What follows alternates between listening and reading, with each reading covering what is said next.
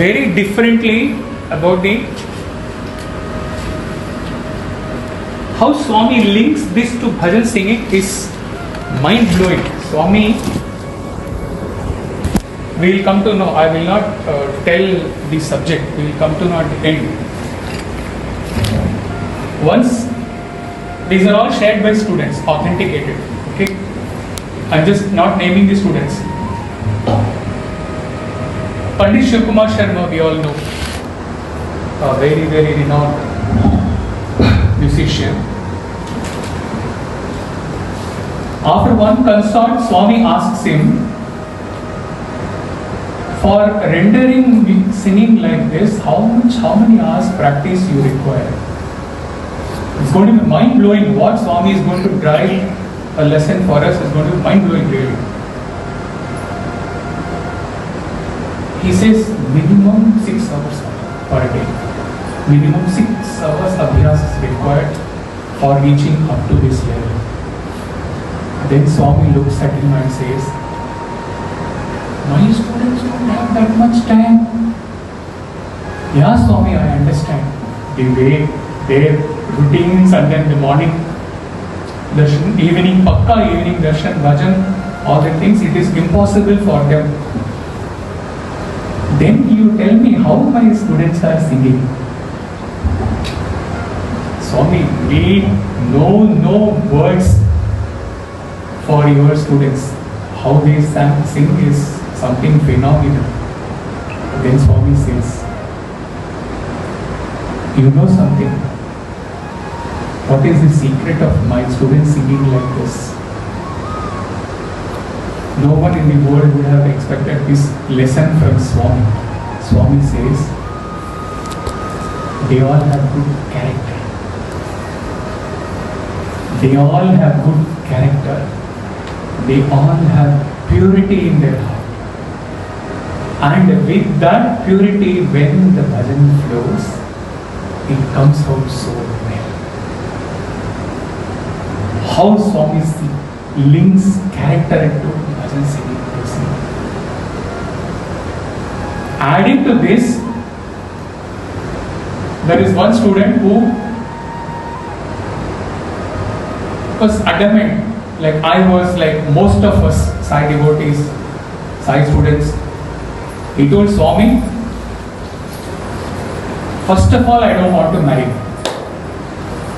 If at all I have to marry, this is the word in Urdu we call as takiya kalam. Famous word of all Sai students. I want to marry only a Sai student. I don't know how many, I know though I am not a Sai student, I don't know how many years I waited for marrying a Sai student, which did not happen ultimately. And Swami has an answer for that also.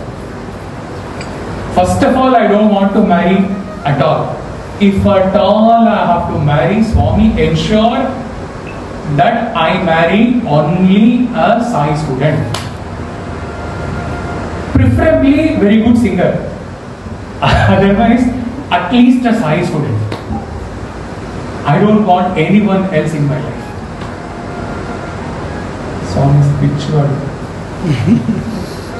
Don't ever have such ambitions. Don't ever have such thoughts.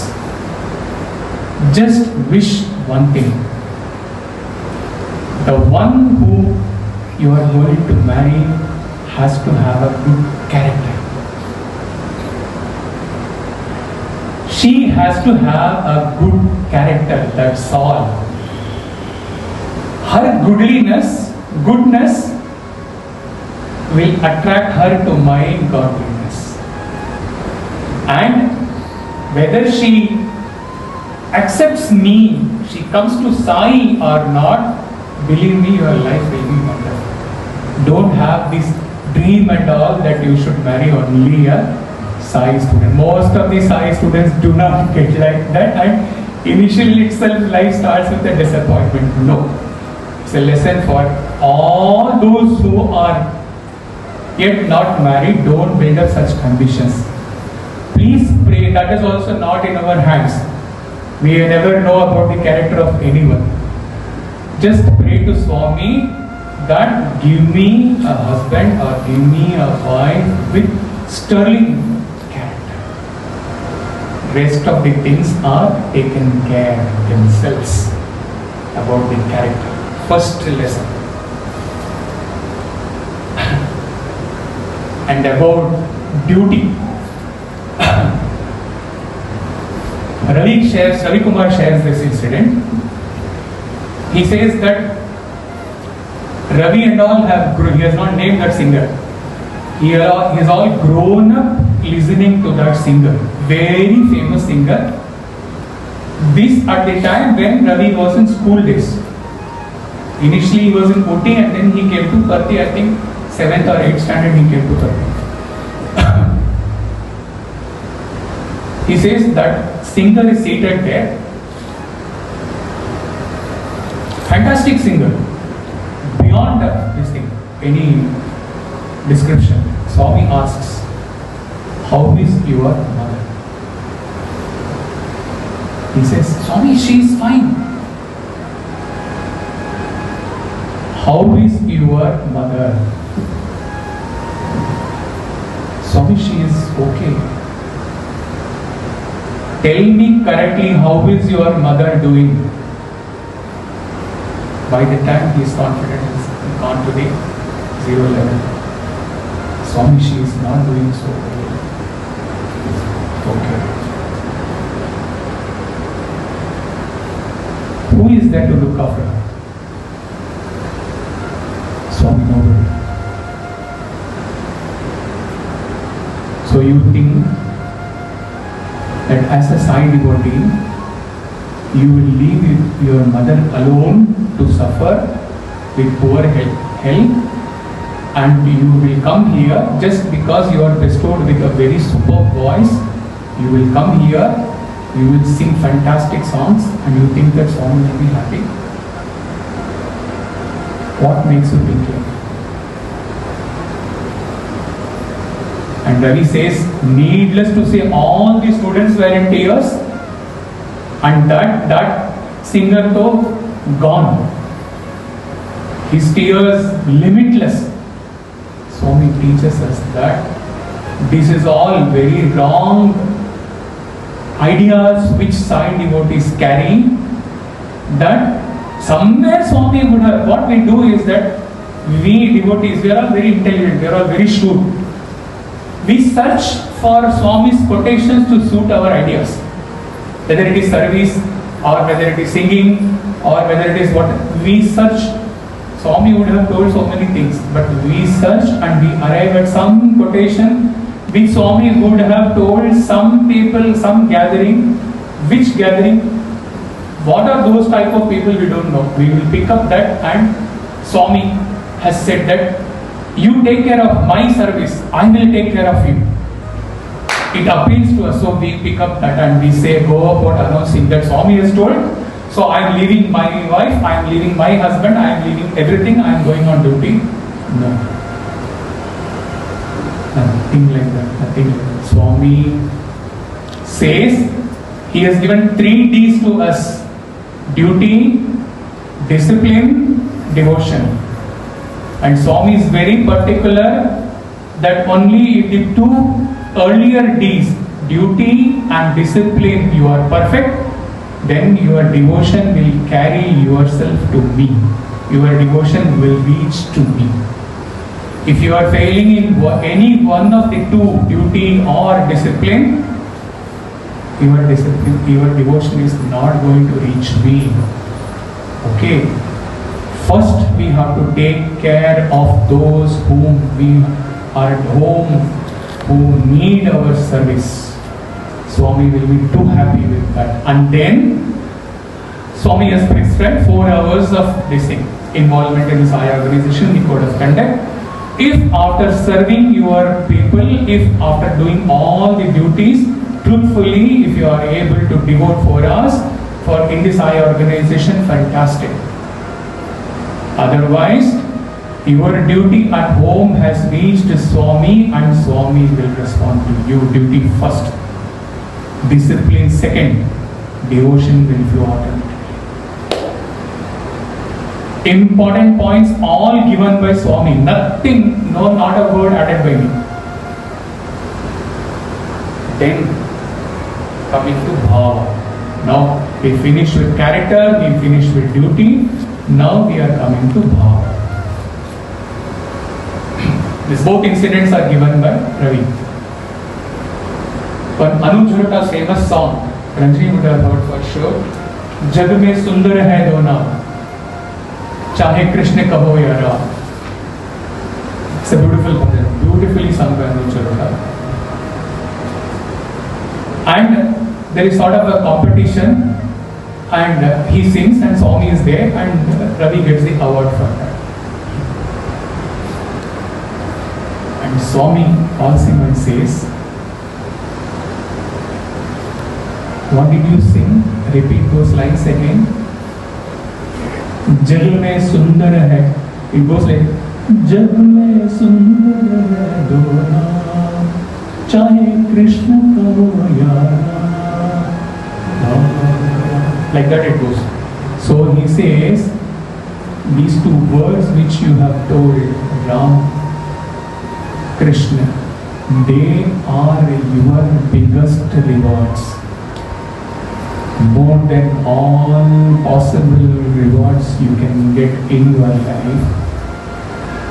Immersing in bhava and holding on to these two Nam, Krishna and Ram, and getting lost into that, immersing in that, that is the biggest reward that you can have in your life. And then there is a Radha Krishna drama. Students, even up to early 2000 also, Swami used to, definitely Suresh would have had the taste of it. When a drama is to be performed in front of very august audience in some occasion, there will be not one aspect in which Swami will not involve himself. Script, editing, costume, acting, singing, everything, A to Z, Swami will be involved. He will act and show. Those days, obviously, male boys will enact both the boy as well as the girls' roles. Okay, boys and girls do not come together, and even the girls' roles and all, female roles, how to act, how to project that emotion. Swami will act like a female. Swami will do everything for them. And while going through that, Ravi says that, okay, all these things are fine. Swami's involvement into the minute possible level, into every nuance of the drama. Besides that, Swami, what Swami used to teach to them, along with all the nuances, Swami used to teach them that, I have to repeat Swami's words. Swami used to say, you know the real devotion of Radha? Her Aradhana is like Dhara. Her devotion is like a perennial flow, Dhara of love. It is not enough that you act and go with appreciation. When you are enacting a Radha Krishna drama, you have to know one thing, that your devotion, whether you are here during your college days or after wherever you are in your life, depending upon this I am adding, depending upon the environment, whether you are able to get an environment where you can absolutely, totally exhibit your love for Swami and let your family, your husband, your wife, your family know, your in-laws all are be aware of your love flowing like Dhara. If it is possible, then you are one of the most fortunate beings. It may not happen, depending upon our karma, it may not happen or it may happen. Even if it doesn't happen, still, silently within our heart, without exhibiting. If it causes problem for the family, if it invites trouble for you, then this your Aradhana should flow like Dhara in absolute silence, which you will know and Swami will know. And Swami will know and Swami will respond to that absolutely. If you are projecting it, or if you are openly letting it flow, is causing any issue at home, then you have to take a call. It doesn't mean that you just shut yourself in and just don't do anything, not like that, but you put a limit and then let that your Aradhana towards Swami flow like perennial flow. In Vedanta we call it as, the analogy given is Taila Dhara, the flow of Dhara. Oil you cannot see in between. You cannot divide the flow of oil when it flows. Divide the flow of honey, it flows. Like that your Aradhana should be flowing like Dhara, perennial flow. This is the teaching which Swami gives when we do anything in Swami's activities. Not only confined to drama, in every aspect of our activities in the Sai organization. Coming to the last part of it, again, Ravi is playing the role of Chaitanya Mahaprabhu. And Ravi says that he was he was afraid. He was having the fear that how I am going to portray the character of such a great. See, from the Vedanta to this prema, this love aspect, Chaitanya Mahaprabhu, those are the ones, those who have founded the bhakti movement. Okay, when following jnana, abstract meditation, was all finding it difficult, what these great saints did, they capitalized on the fundamental nature of every human being, which is love. Our basic nature is love, and what we seek is love in our life through many things, but ultimately if you think what you need is only love in your life. Everyone craves for that love, and everyone's nature is that love. So Chaitanya Mahaprabhu and then Meera, what they did, that they capitalized. If abstract meditation, Brahman, Atman, all these things is difficult, your very nature is love. So they founded this bhakti movement where it is very easy. Your basic nature is love. Through that love you try to reach God. That is how this bhakti movement. Chaitanya Mahaprabhu is founder in that movement. Okay. Later on, Meera. Okay. And so many of them came afterwards. Tyagaraja, Tukaram, Kabir, Tulsidas, endless. So he was afraid of that, and then Swami was telling, you don't have to be afraid of playing the role of Chaitanya Mahaprabhu. You just listen to how Chaitanya Mahaprabhu lived. I will give you a few tips. You exist like that.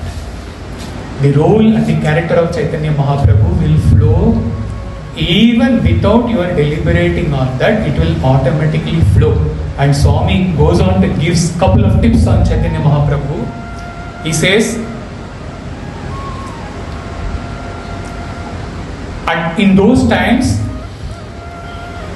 people would ridicule him like anything. When he used to go and sing on streets, someone would come, Swami's words, someone would come and snatch his manjira. Someone would come and take away his shawl, and someone will keep on ridiculing him. Okay? In bhakti, this is it. When you are intoxicated with love, you roam around like a mad person. That is how it is very difficult in today's world to be immersed in bhakti, because you will, in the Meera Bhajan, 2 minutes only extra, please. That line, which one? लोग कहे मीरा भैर भावरे, नाथ कहे कुल नाशी रे, मीरा कहे प्रभु गिरिधर नागर, मीरा कहे प्रभु गिरिधर नागर. The song goes, पग घुंघरू बांध मीरा नाचे. Song. लोग कहे मीरा भैर भावरी, पागल है. So bhakti में if you are, you will become mad. Guru Nanak became mad. All those who are in bhakti, they will roam around like mad people. Okay, then he used to say, Swami told that he still, people used to ridicule him, still he used to never leave. Again, Aradhana Dhara. He never used to leave singing. In spite of people ridiculing him, he used to continuously sing.